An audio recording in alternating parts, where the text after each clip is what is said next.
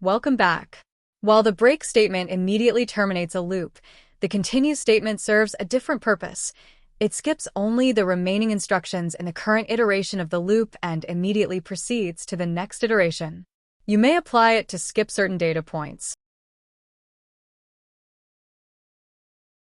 1. Continue syntax and flow.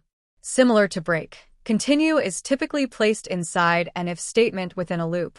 When Python executes continue, it ignores any code that follows it inside the loop body for that specific iteration, and then immediately goes back to check the loop's condition and start the next iteration. 2. Practical use case. Data filtering. You may apply continue to filter out invalid or unwanted inputs. In this example, we only want to process positive numbers and skip 0 and negative numbers.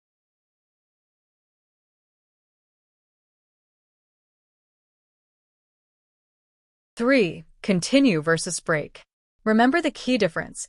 Break stops the loop entirely, executing the code after the loop. Continue only stops the current step and forces the loop to proceed to the next element or iteration.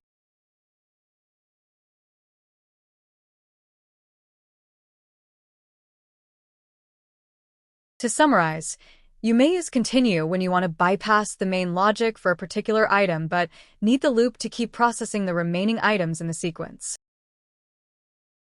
Our next lecture 09.15. Assert. See you there.